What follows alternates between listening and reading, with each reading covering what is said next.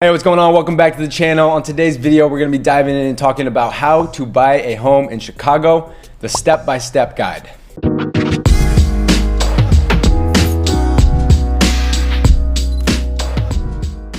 If this is your first time on the channel, thank you for being here. If you're returning, we thank you for being here as well. My name is Jordan Pyle. I'm a real estate agent servicing the city of Chicago. I also own the team Pyle Residential. We're a full service real estate team helping buyers, sellers, and investors accomplish their real estate goals downtown in Chi-City. So this channel is going to be dedicated to all things Chicago real estate, as well as all things living and working in this beautiful city. And we'd be happy to chat with you and tailor an approach and a strategy for us to move forward with in order to put you in a position of success. If you have any questions about the real estate market, or if you're thinking about buying, whether it's this year or into the new year in 2022, we'd love for you to reach out down below and schedule a real estate strategy call. We can learn a little bit more about you and your goals, ultimately where you are and where you want to go, and we can put a bulletproof strategy together to set you up for success when it comes to your real estate purchase. Before you go, if this has been valuable to you, if you got some good information, do us a favor and leave a like on this video. Comment down below any additional questions you have or any experiences you've had about buying or selling a home in Chicago. And lastly, be sure to smash that subscribe button so that you can catch all of our future videos. Without further ado, let's get into the video. All right, today, as I mentioned, we're talking about buying a home in the city of Chicago, the step-by-step guide. And I just want to put a disclaimer out there. So we're not going to go super nitty gritty into the weeds on this video because everybody has a different situation and it truly is not a one size fits all. So that's why I mentioned the real estate strategy call. That's what exactly we will do. We will be able to learn a little bit more about you, what you're trying to accomplish, and be able to actually put together the right strategy for you. So on this video though, we're going to go kind of high level. I'm going to break down and try to simplify the process just to kind of break it into 4 different parts so that you can wrap your head around the buying process and ultimately giving you the courage and the confidence to move forward in this direction. So periodically throughout this video, you're gonna see some stuff pop up on the screen. A lot of these being questions that I like to ask our clients as we're moving through this process together. So when you see those pop up, pause the video, write them down, make sure you're asking yourself that, as well as any significant others that might be involved in this real estate transaction in order for you to ultimately get the most clarity possible. All right, so I talked about the 4 parts of the process, so let me just highlight those 4 parts real quick, and then we'll dive into all of those individually. All right, so the 4 simplified parts of this buying process are as follows. Number 1, defining your wish list or your search criteria. Number 2, talking about the search process, actually going out and looking at homes and kind of some of the expectations and things to think about there. Number 3 is the offer process, not only how to present a strong offer, but how to determine fair market value and come up with an offer strategy that's going to position you to actually win the deal at the price that you want with the terms that you want. And then the 4th part of the process, where most of the questions are probably going to come, is the contract to close. So once you find that perfect home, everything that happens from the point of that accepted contract all the way to the time that you actually close on that property. So I like to break it down into these 4 steps because it can seem very daunting when you really think about all the different moving pieces of a real estate transaction. But being able to guide our clients through the process this way, we found to be very helpful. And it really is an empowering conversation so that we can get ourselves started off on the right foot. Okay, so the first part of the process, defining your wish list or your search criteria. So this is typically going to happen usually on like the initial phone call. I'm going to start asking questions when you reach out. You're like, I'm looking to buy a home in the next, let's call it 6 months. So I'm gonna say, great, let's talk about a few things. Let me ask you a few questions just so I can get a better understanding of where you're at in the process. Some of these questions might be, hey, how far along are you? Are you just in an information gathering stage? Are you already pre-approved for a mortgage? Or are you actually out and already looking at properties? So meeting you where you are is utmost important because there's no reason for us to backtrack if you've already made your way through this process. So that first meeting is just gonna be asking you a bunch of questions. Okay, from there, usually that's gonna tell us kind of what our next steps of the process are. And then before we move into the search process, we got to kind of see where you're at. So if you're 6 months, 12 months, 2 years out, we're probably not going to get out and start looking at properties right away. We might have to have a conversation and get you introduced to a lender. So if you haven't been yet pre-approved, that would be the immediate next step that I would recommend, even if you're far in advance of your actual purchase. And that is just a clarity call, right? You're just reaching out. So let's just throw a hypothetical out there and say that that is exactly where you are. You're reaching out, you're like, hey, we just started thinking about buying, our lease is up in 6 months or 4 months, and we don't want to rent again. We want to actually buy something and lay down some roots here in Chicago. So I say, perfect. So let me introduce you to my preferred lender, Justin Lopatin with Guaranteed Rate. I'll link his information in this video as well. He has been an absolute lifeline for us in our business. He is the most professional person, one of the top lenders in the city, and he has a process that will make you feel confident and comfortable from A to Z. If you have detailed questions about what that conversation might look like with the lender, feel free to reach out and we can definitely elaborate a little bit more on that. I'm not gonna take the time on this video because I don't wanna get too much in the weeds. I just wanna give you the important information to get you started, again, on the right foot. So let's say now you go and talk to Justin, you get your pre-approval. Justin sends that over via email. He says, hey, congrats, you're pre-approved up to, let's just say $500,000, right? So now we're gonna recircle back and we're gonna say, hey, let's hop on a Zoom call. And I like to have an actual sit down buyer consultation. And in this consultation, we're really gonna address the next 3 parts of the process. And as I mentioned, those are the search process, what to expect, how to prepare, how to go about this efficiently and effectively. The third part of the process, which is the offer process and the offer strategy. And then the fourth part is the contract to close. So we're gonna spend about 45 minutes on the Zoom call, which you can do by clicking on the link down below for the real estate strategy call, and we'd love to connect with you. And then we're gonna basically walk through. And so then we're gonna talk about what is gonna happen when we actually decide to go out and look at properties. I'm gonna typically say, hey, you are always gonna do your due diligence online and I can't stop you. The consumer nowadays has so much information at their fingertips with their smartphones. You can go on Redfin, Zillow. You can actually go to our website, which is pyleresidential.com, and you can search for properties there as well as get some other valuable information. But you're gonna do that regardless. When you're chilling around, sitting at home at night, you're gonna start looking at properties and kind of dreaming and trying to figure out and really filter out what you're actually looking for. So then we're gonna get to the point where we start getting out and looking at properties. And typically what I say to people is, hey, the way that I like to go about doing this is searching for a home is ultimately a process of elimination. So I like to do showings in 2-hour time blocks, and basically every 30 minutes on the 30 minutes, let's just say we want to go see, 4 $500,000 2-bed 2-bath condos in Lincoln Park. Let's go do Lincoln Park first, and let's do all those back to back to back to back.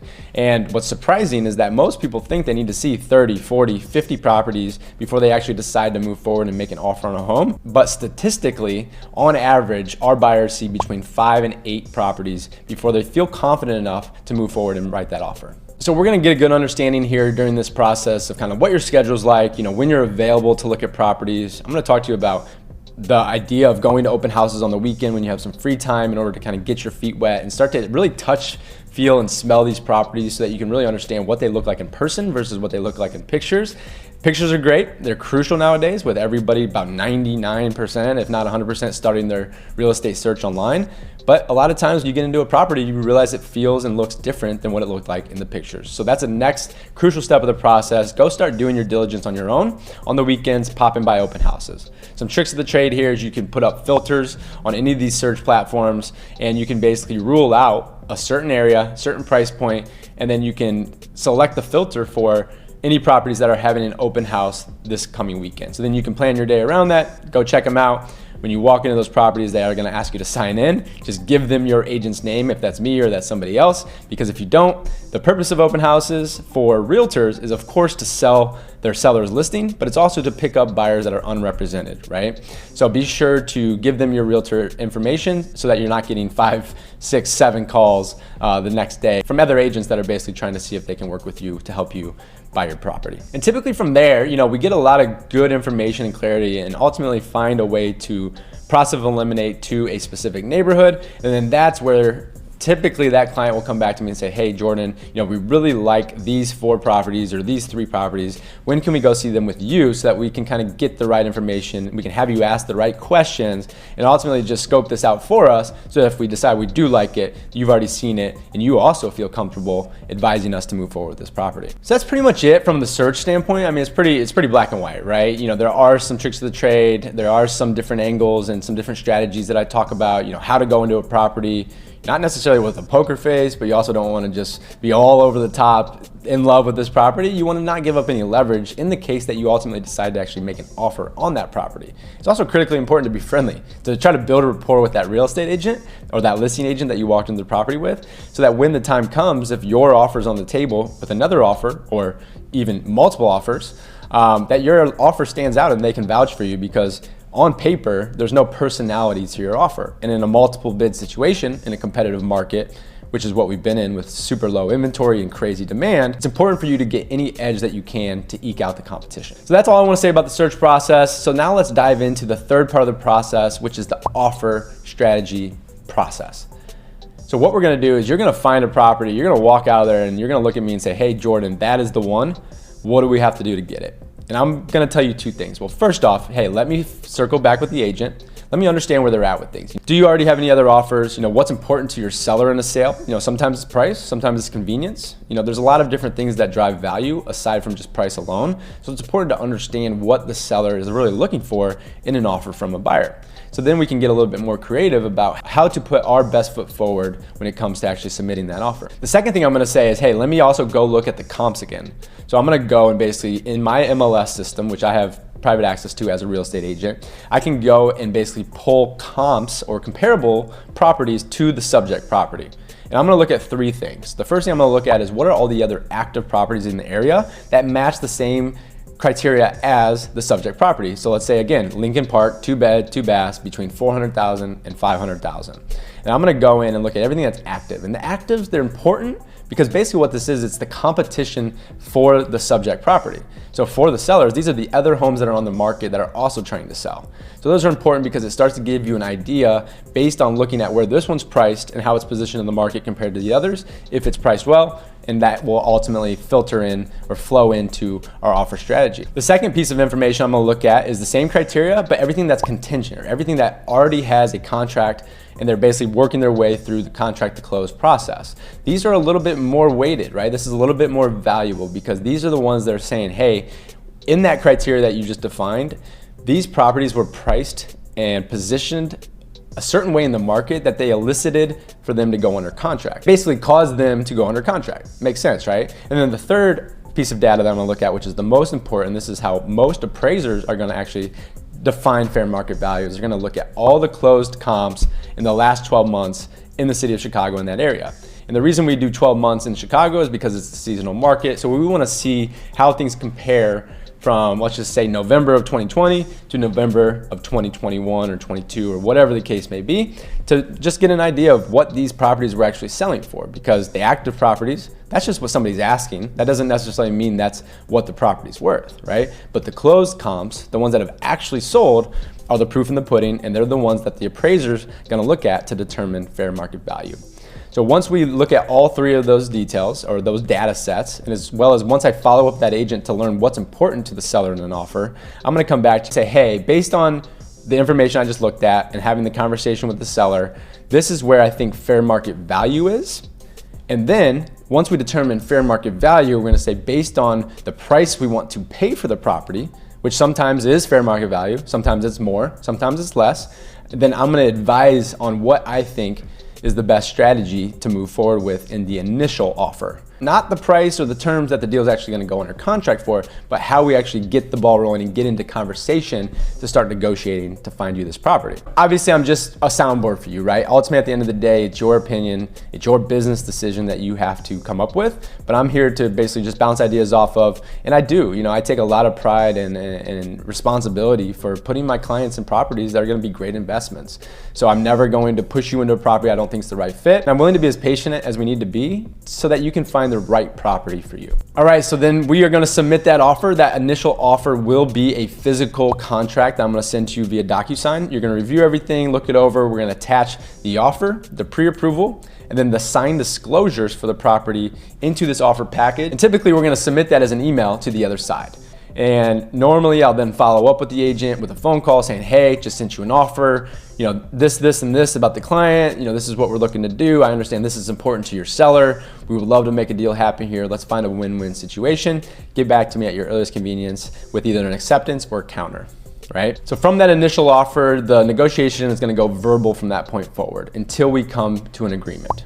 Once we come to an agreement, buyer's gonna sign off on the contract, seller's gonna sign off on the contract, and now we are what's considered a fully executed contract, and the date of acceptance of that contract is basically gonna be the starting point of what all the future deadlines of that contract to close process are based off of. All right, so number 4, the fourth part of the process, which is contract to close. We are now officially under contract. Congratulations, we have made it this far. We've made it through 3 of the 4 parts of the process, and now the fun really begins, and now the excitement starts to come about.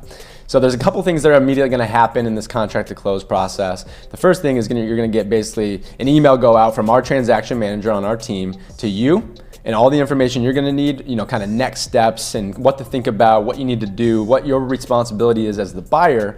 But then we're also gonna send out an email with basically the contract attached, all the important dates, deadlines, and we're gonna send that to the seller's attorney and the seller's realtor, and then they're gonna basically negotiate and work on behalf of the seller, just the same way that your attorney and me as your real estate agent are gonna help you on the buy side of the transaction. The next couple things that you're gonna wanna think about when you go under contract is typically within about 2 to 3 business days, you're gonna be responsible for what's called your initial earnest money deposit. It's basically a handshake agreement with the seller saying, hey, we're gonna put forth, let's call it $1,000, it could be $5,000, there's really no set number, but kind of something I see pretty frequently, at least in the Chicago market, is $1,000 of initial money, and that's just the skin in the game. The second thing, aside from linking up with your realtor and signing your retainer agreement, is that you're going to need to get your city inspection ordered.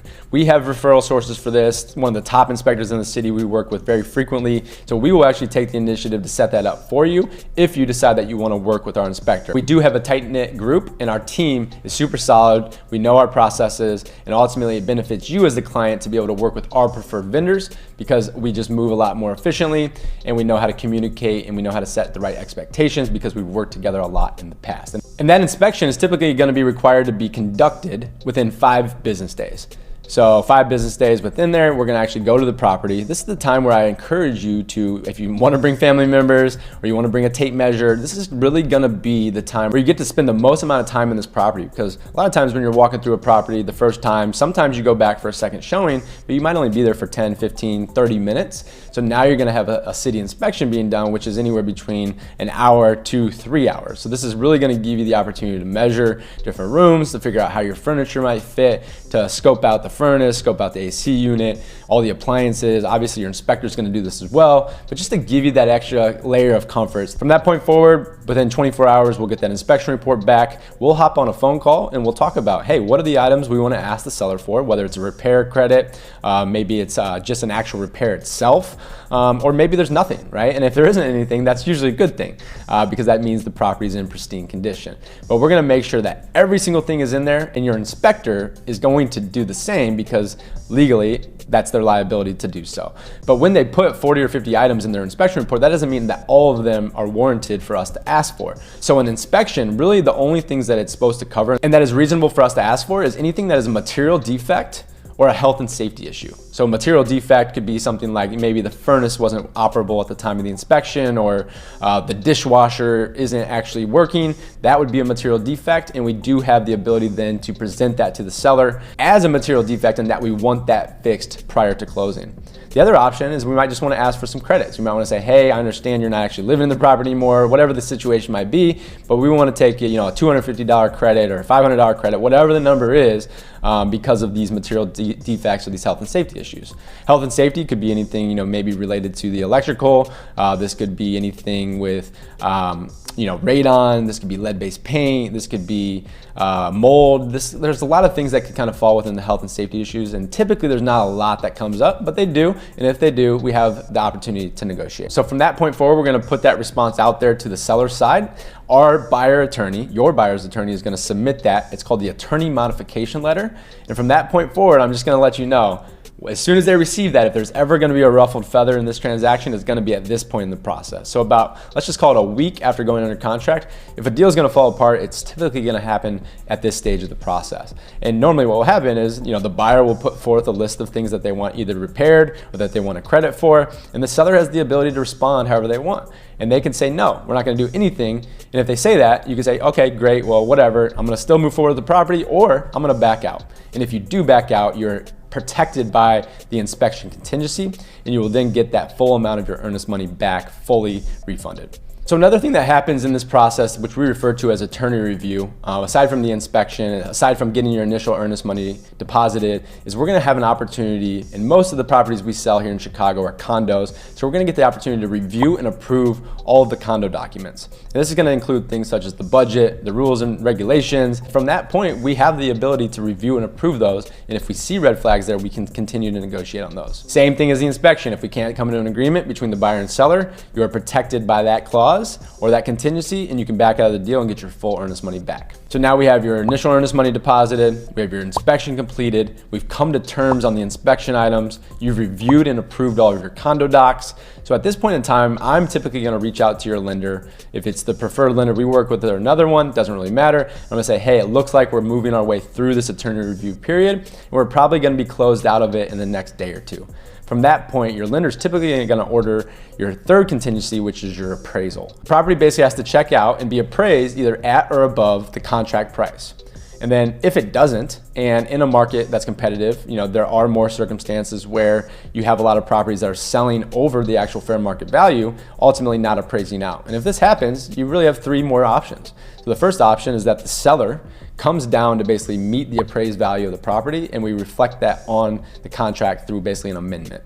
The other thing is that the buyer has to come up with that additional money. So let's just say, for example, we're under contract for $450,000, but the appraisal comes back and it's only worth $425,000. The buyer then would have to come up with $25K out of pocket because the bank's saying, hey, we only know the property's worth $425,000. We're only gonna give you the mortgage on what the appraised value is. So those are the first two, and the third is that you can kind of meet in the middle. If neither of those three options can come to an agreement, again, you're protected by your appraisal contingency. You can back out of the deal, kill the contract, and you can get that initial $1,000 of earnest money back. All that being said, let's say it does appraise out. We say, perfect, property's worth what the contract price is. Let's continue moving forward to the final step of this process, or I guess the next two steps of this process, which is your deposit of your balance of earnest money. Your balance of earnest money, a common one I see, and again, it can be any number, but let's just say the common thing I see is about 5% of the purchase price. So the initial is $1,000 up front, and the way this reads is then the additional or the balance of earnest money will increase to 5% of the purchase price within 2 business days after the conclusion of attorney review, right? So basically that's gonna be, let's just say your property is $500,000, so now you have $25,000, which is 5%. So 25,000 minus your initial 1,000, so your additional deposit for your balance of earnest money is gonna be 24,000. So you can see this is a lot more significant number. And this is where the deal really gets to a point where it gets pretty serious. And I'm gonna look at you and say, hey, this is kind of your last out. Everything else is checked out. Most people at this point in time feel pretty good about the process and that we're gonna get to the closing table. But for whatever reason, you get cold feet or there's something else that comes about in your life and you cannot actually get closed. This is the time I would do it before you deposit your balance of earnest money, because that total earnest money, that $25,000 in that example I just mentioned to you, could be at risk if you're in breach of contract later on in the process. All right, so now we're all the way through that. Your balance of earnest money is deposited. You're kind of gonna not hear from me for a while. I kind of call this the dead zone, for 1 to 2 weeks. My job as your realtor is almost done at that point, right? I've negotiated the deal. We've went through and negotiated inspection credits and repairs. We've got all the different communication out of the way. And really now we're waiting on one final contingency, which is your mortgage contingency. And this is typically gonna be anywhere between, let's call it 5 or 10 days before the actual closing date. And this is gonna be when the lender basically needs to issue your clear to close, saying that you're approved and the property has been underwritten for us to be able to move forward. So that would be your final contingency, and the example that you cannot get a loan or you cannot procure a mortgage, that is another out of the contract. So for example, this might be where when you started the process, you had some type of income and maybe halfway through you lost your job. You're probably not gonna be able to get the loan, and your lender now at that point in time is basically gonna give you an out saying, we cannot actually procure you a loan, so we have to kill the deal, unfortunately. But at the end of the day, that's our job here, is to be that soundboard for you, to let you know what to expect, what's reasonable, what's not reasonable. And as soon as the mortgage contingency is cleared and we get that clear to close, that's when everybody celebrates. We're pretty dang close to the end of this, and we're probably gonna get to the closing table. Final thing before the closing is you're gonna have your final walkthrough. Typically, we're gonna schedule this for either the night before or the morning of the closing. And really the purpose of that final walkthrough is for you to be able to walk through that property one more time to make sure that it's in the condition that you last saw it and that you expect it to be in before you actually close on the property. You wanna check that one more time to make sure all goes. And then from that point, again, it's either the night before or maybe an hour, 2 hours before the closing. Checks out, we're gonna go to the closing table, and actually you're gonna go to the closing table. We all used to go pre-pandemic, and nowadays, typically it's just you, Maybe your attorney, if they're not actually present with you, they're going to be either on Zoom or on a phone call with you. So it's probably going to be you and anyone else that's buying that property with you, and then your closer at the title company. Closing table expectations, as long as your money is funded, as long as we've kind of done what we need to do from a compliance standpoint, we shouldn't really have any hiccups. We're basically going to walk you through your condo docs, your loan docs with your paralegal and your attorney, and then we're just going to wait for funding at that point. This could last anywhere between, if it's a cash deal, it might be 30 minutes. If it's a normal closing, typically I see these being between an hour and 2 hours. So your closer is going to look at you and say, hey, we're officially funded. Congratulations. Here are the keys to your new home. You're officially a homeowner, or you officially now own this new property.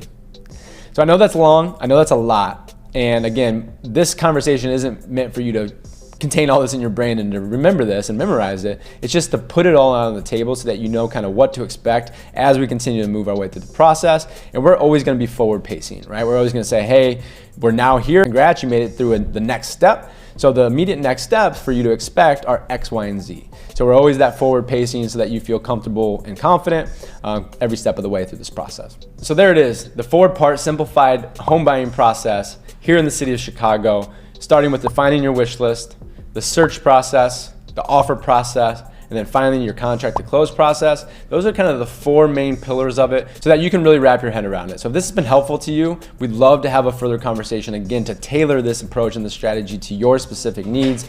If that's interesting to you, feel free to reach out down below. In the description, I have a real estate strategy call Zoom link. We'll hop on 15, 20 minutes, learn a little bit more about you, what your real estate goals are, and see how our team can help you accomplish them. Thank you so much for tuning in. Again, if this has been valuable to you, leave us a like on this video, comment down below any additional questions you have, and be sure to smash that subscribe button so that you can catch all of our future videos. Thank you so much, and we'll see you on the next video.